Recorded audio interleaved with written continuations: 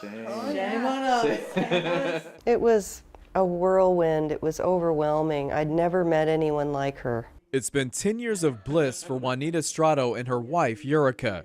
Pictures capture the many memories they've shared. We've just had a lot of fun throughout the years. But soon that life they've shared will come to an end.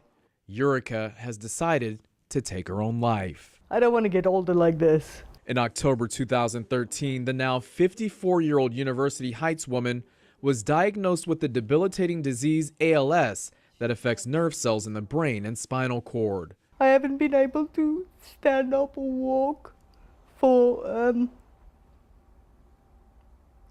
over a year now. We've recently been comparing it to a prisoner on death row. You don't want to die, but you don't want to stay in prison the rest of your life. Looking to break free, Yurica and her wife are waiting for the state aid in dying law to take effect on June 9th.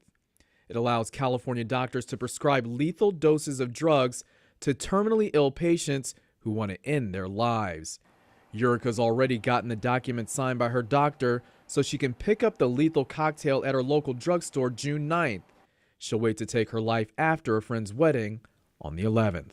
So after June 11th, are we looking days, months? Days. Days. No, days. Why not wait a while? I've been waiting a long time. Time she and her wife used to cross off a few bucket list items like trips to Florida and Canada. She's also had time to reflect upon her life as a college judo champion who played field hockey and led an active life. Now the 54-year-old former athlete breathing with the help of a ventilator. As her motor skills continue to leave her, she's at peace, knowing she can end her life holding hands with her wife by her side. Best decision. So, you know, it's some people say I'm a coward, some people say I'm courageous. I just want the easiest way out, you know. I don't want to suffocate to death. I don't want to starve to death.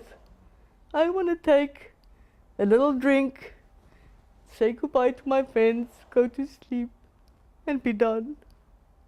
So, yeah, it might sound horrible to other people, but to me it's freedom.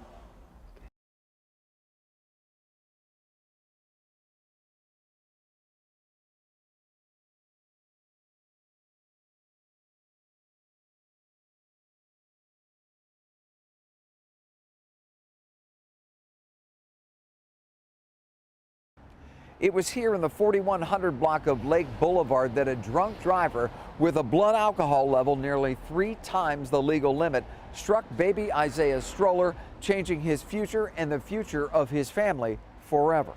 After 6 years, multiple surgeries, thousands of hours of therapy and testing, baby Isaiah, now a first grader, is finding his laugh. Yeah, that's the one you want, huh?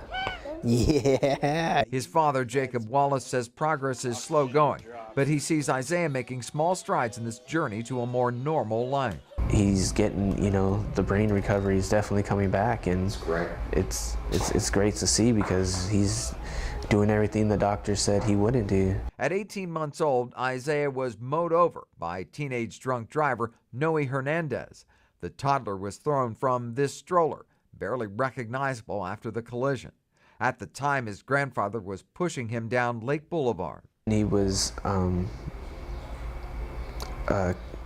internally decapitated, and he was blind for about the first month. The fact that Isaiah lived was nothing short of a miracle.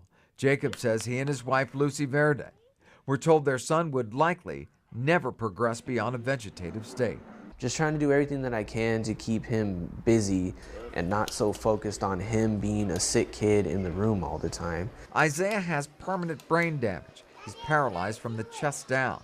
His vision is impaired and needs a respirator to breathe much of the time. Despite the avalanche of hurdles Father and son are finishing this race. He's always been a fighter, and he never gives up, and he loves going to therapy. In therapy, Isaiah's doing strength training, exercising his muscles and damaged brain. He's able to hold himself up on his legs. He's definitely doing some crawling, getting some upper body strength. It is baby steps for a not-so-baby Isaiah anymore. Still, it shows promise and gives his parents hope.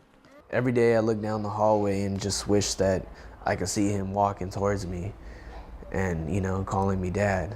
That would be probably the best moment in my life. Wallace says if it weren't for the organization Passion for Kids and the tremendous generosity of the San Diego community, Isaiah would not have the opportunities that he's had, and the family could certainly not afford the medical treatment, which has cost more than $1 million so far. In Oceanside, I'm Dave Summers, NBC 7.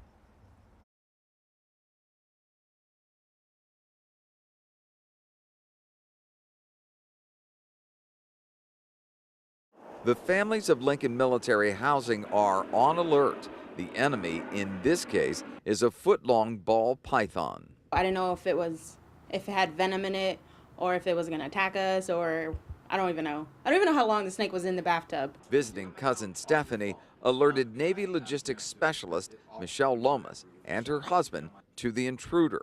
She discovered the snake curled round the drain before her shower. I thought she was lying. I thought she was lying. I was like, there's no possible way. Michelle snapped this photo as it attempted to escape the tub. Her husband kept the python at bay with a 4-foot broom handle while she called animal services. This snake is just a couple of months old. It's a very young snake.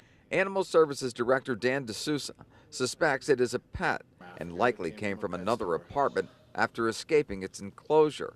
The python traveled through the building's drain system. This snake is not tall enough to have scaled the side of a bathtub and then fallen in on the other side. If so, it would be the second snake in a drain incident in 17 months. A 4-foot boa constrictor was in the toilet of the bathroom in a downtown San Diego public relations firm January 2015. It was a tenant's escaped pet. This most recent discovery leaves Beach Street Knolls residents unnerved. I was looking around, I was like, hopefully there's no snake in here. And questioning with what they may be sharing their private time in the bathroom. Stay on the edge of the table, please. Thank you.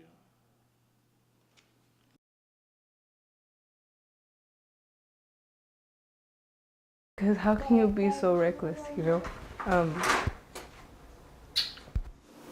My son wouldn't be here too, you know, and I mean, I'm grateful that nothing happened to him, but I mean, officers like that, it's like, you're not supposed to be scared of an officer. At just 17 years old, Kimberly Espinoza already knows what it's like to see her son's life flash before her eyes.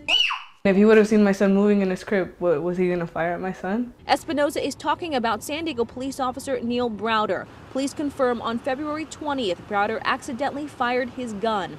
After weeks of questions and a public information request, NBC7 obtained exclusive information leading us to where the incident happened, Espinoza's home in the 5400 block of Bayview Heights Place.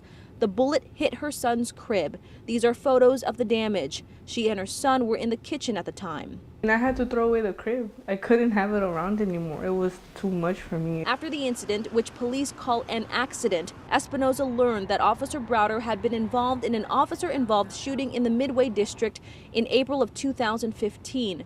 Surveillance footage captured him killing an unarmed, mentally ill man. Browder did not face criminal charges, although the FBI and U.S. Department of Justice have launched an investigation into the incident. If that would have hit my son, you know, if he would have just gone in there and started firing because he saw a little boy in there, you know, it's like, what's what he did last year? He didn't even give the guy a chance. Espinoza's 1.5-year-old son, Isaac, remains happy and carefree, laughing and playing with toys. But she says things are not the same. He left us traumatized, is what I could say.